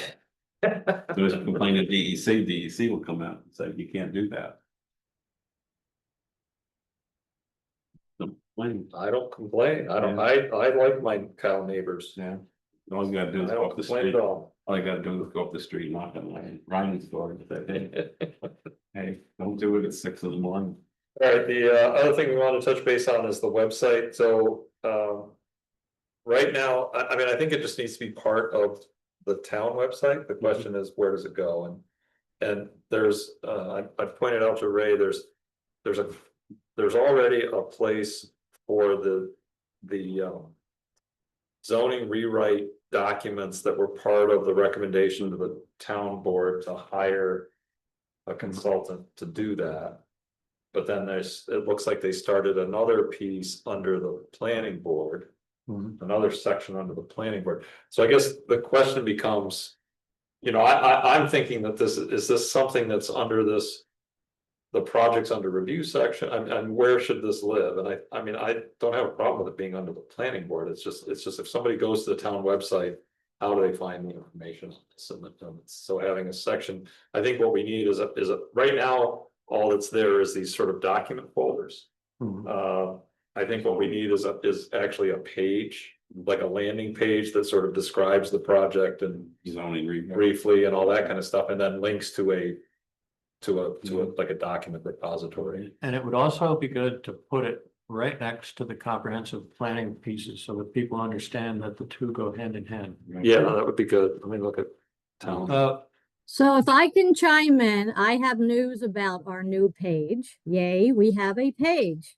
Okay, I spent a lot of time this week trying to find all those articles that we've tossed back and forth and has been in all the emails. I've gone through hundreds of emails and I've pulled out all these documents. So next week, I hope to have a page up and actually usable. and do you know how, I mean, have you thought about navigating to that page? Like when people hit the main page of the town website, have you thought about how they get to this page from there? Yeah, Cassie and I have been working on it, and I don't want to tell you how we did it because right now I can't remember how we found it. But I'll know more next week when I can actually put everything together. All right, but we know what we want, right? And that's, you know, we don't want a whole separate website like we did with the comp plan. We just want a section on the existing town website, a place. Right. There's a description, which if you got the page, great, we're already moving along here. And then a place to have all these documents, right, where people can see. Should the minutes be in there? Yeah, the minutes should, Yeah. you know, so. I plan on making a list with all the minutes, and if there's any attachments or whatever, everything will be there. I wanted to see tonight what else you actually wanted. Maybe you can send me an email, give me some thoughts, and Okay, because the other thing I'd like to see there is I think, just like we have with the planning board, right, there should be like on that sort of informational page, information about who the members of the the who committee is. Yeah. Yeah. stuff, so that's great, Joy, thanks. Okay, so within the next week you should start and see something. You know, it'll be a draft. We can move things around and, you know, we can create it together. So, but I'm excited that we have that page. The other thing I did do as well, and this is semi-related, I did reach out to Cassie about town email addresses. Yes. And she assures me they're coming very soon, but I don't have a definite date on that, but she did, they are, she's working with the IT provider, I think, to get those. Yeah, to get those set up. I mean, I think it would be good for us to have town email addresses to communicate with and stuff, so so they didn't forget about it. They are working on it. And, Well, everything is, the state has put down some heavy, what do I want to say, like bylaws that we have to follow now. Everybody's emails are going to be .gov. right. So there's going to be a lot of changes, and it's just going to take a lot of time to get all that done. That was the whole up was changing the DNS stuff to .gov, right? Yeah. what's been going on, but she felt like they were fairly close, so. And the website's been giving us some trouble or taking a little longer because everything has to be ADA compatible now. And a lot of our stuff is not. Do a web accessibility review, yep, Yeah. lots of those. So I know Cassie's extremely busy and I know I am because, you know, Yeah. my department is really down right now. So Yeah. we're doing the best we can. Thank you, Joy. Thank you, Joy. Okay, anything else on zoning? I think we're good. We have, so, and the next meeting coming up is 2 weeks actually, because there's a 5th Thursday in May. So it's actually 2 weeks away. Yeah, planning department update. Yep, I'll just give a few quick news items. 9 Freeze Road, the INHS project is progressing. They're getting nice egg connections. And, you know, getting their building permit application together, getting an address. So that's moving along to break ground this summer. Hanshaw Village Home Park, they're trying to partner with the town to get a CDBG grant to extend sewer out there. Because they're working under a DEC consent decree right now. Awesome. The rail trail bridge over Route 13, we got bids a couple weeks ago, and we're analyzing those bids to see who and how we can award that. So that's still in the works. And then thankfully this week I've been able to put out a couple of job offers to replace our 2 vacancies with CEOs. So waiting to hear back on that. So we should know Oh, that was nice. by the end of the week whether they accept those.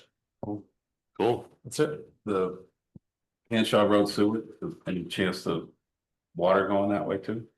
We're trying to get water dealt with at the same time because it would be a Good. shame to have trenches one year in the same trench Yeah. the next year. You don't have to fill them. Yeah. Pipe in the ground. Thank you, that's great. Great, Signal Tower Road, which for many years was a nice walk in the woods. Is the town turning that into a town road? I am not aware of any change in status. I think it's always been a town road. Well, big trees are coming down and, Which road? 2 lots were established there and your department issued a building permit for a house on one of them back Signal Tower Road. And I thought that the fellows who bought those 2 lots, I know them, you know, had crusher put down on the logging path so that they could get to their house. But now there's a big project with big trees coming out and it looks to me like somebody's putting a road in. So it's not on those 2 new building lots. It's on, It's from Tahan to those 2 lots. okay, so in the signal tower right away? Yes, yeah, Okay, now I'll try and find out what's going on. yeah. So at the Tahan Road end? Yeah, if you go up to the Yeah. end of Tahan and then turn left, you go out to the transmission access and that's paved out to there. And then from there going further south, there is a wide swath of destruction. Interesting. My wife and I were walking and she poked me and said, "Is this preserving the character of Dryden? You need to fix that." Okay, So is Jump that, right is on. that, is that from Card Road South? no, it's from Tahan, sorry. Oh, Tahan. It's towards Card Road, but Got it. Okay. Interesting. Huh. Okay, any questions for Ray? Think we're good? Oh geez, it's almost 8 o'clock. Dan, town board update. Been working with Ray on the mobile home project and the bridge project that he just described, so that's a priority for us. We had the director of the New York State Connect All office in town on Tuesday, and that's the head of the internet providing service for the state. It's called the Connect All office, so having Josh Bright brought here for about 5 hours was pretty nice to oversee our project and to get a tour. Got to meet him and talk about some things that I'm trying to work out with our assembly member, Anna Kellis. We need some legislation passed and I got some good feedback from him. But I think all in all, it was just a really good visit for him to come and see some of the challenges that we're having in implementing that $9 million grant and to get that cooperation. They really like our project and I think got a great working relationship with them. So that was pretty good. Other than that, trying to think of some things that you haven't heard about that we haven't been talking about. I think that's just about it. Oh, there was an interesting thing we learned at the last town board meeting where, you remember approving the cannabis dispensary in the town. That's resulted in about $40,000 a year in revenue from that sales tax from the cannabis dispensary. And there was a lot of, back and forth among the neighboring municipalities of whether or not to allow it. And our attitude was, well, wherever they go, they're gonna have business. And trying to, protect our town, so to speak, seemed kind of almost performative, in a way, because the industry's already here, whether we like it or not. And projects like that result in real money. So. Right, exactly right. Have there been any communications to the town with complaints about the dispensary? No, I mean, I haven't heard any. I just was wondering. no, and we know there are going to be more. And I see there's the place does the one up here, Dryden Dispensary, does a fairly good business, but I don't see a traffic problem or anything along those lines. Their parking lot hasn't been overflowing and all that kind of stuff. I think it's all been pretty good. So, I think it's kind of shows that if we think entrepreneurially, sometimes as a town, we can Right. lessen the tax burden, and that's always one of the things people complain about the most. So we approved a site plan for another dispensary over near NICEAG. Yeah, But it doesn't look like it's been doing anything. they are imminent every month after month. Yeah, okay, all right. I just, every time I drive by there, I kind of look and it doesn't look like they're doing anything. Yeah, not exactly sure what's holding them up. Yeah, okay. They plan November 1. That's what I remember, so, okay. Anything else for questions for Dan? No, okay. Meeting minutes approval for April 24th. I did send out revised minutes. Mhm. People had a chance to look at them. Any updates on those? Somebody want to It move? looks very thorough. Somebody want to move that we accept the minutes for the? Move to accept. And I said, All right, Frank moves, Bill seconds. All in favor? Okay. I had the ZAG meeting minutes on here, but you said you were gonna send out some revisions. Made a few tweaks, so I'll Okay, send them out. so send them out again Yeah, and for then meeting and then- we'll do, we can cross them off this one, I'm fine with that. So we approved the April 24th. I think we're done. Next meeting, the zoning rewrite meeting is June 5th. Remember that we do need a quorum in the room, so hopefully people can attend in person. And then our next regular meeting is June 26th. Spring will be here for that ZAG meeting. Tony? Never happened. Yeah. Brad, did you need something? Did you say something? No, I'm pretty sure I won't,